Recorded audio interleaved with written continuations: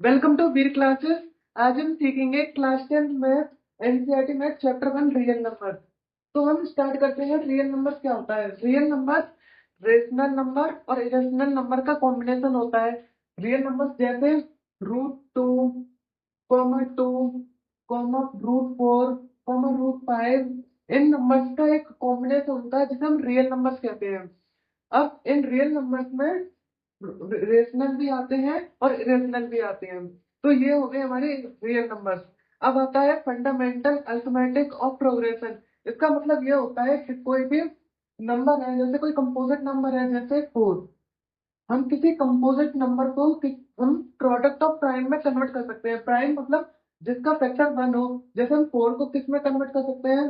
जैसे 2 × 2, हमने इसे प्रोडक्ट ऑफ प्राइम में कन्वर्ट कर दिया है, तो ये हमारी फंडामेंटल अरिथमेटिक प्रोग्रेशन हो जाएगी। अब फंडामेंटल अरिथमेटिक प्रोग्रेशन होने के बाद अभी आता है एचसीएफ एंड एलसीएम। क्या होता है? जैसे एचसीएफ होता है highest common factor.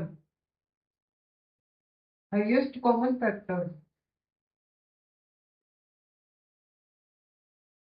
Highest common factor को हम एचसीएफ कहते हैं। जैसे 2 और 4 का हम एचसीएफ निकालें तो 2 को हम प्रोडक्ट ऑफ प्राइम में करेंगे तो 2 आएगा। 4 को करेंगे तो 2 × 2 आएगा। अब इसमें क्या पूछा है? Highest common factor. अब इसमें कॉमन शब्द आ रहा है तो इसे हमें कॉमन लेना होगा। जैसे टू में का प्रोडक्ट ऑफ प्राइम 2 ही रहेगा। 4 में 2 × 2 आ रहा है। तो इसमें ऐसी क्या चीज है जो कॉमन आ रही है? जैसे 2 कॉमन आ रही है तो ये हमारा टू टू जो है वो हमारा एचसीएफ हो जाएगा। अब ऐसे एलसीएम एलसीएम होता है least common factor, least least common multiple. LCM में क्या होता है? जैसे 2, 4 है।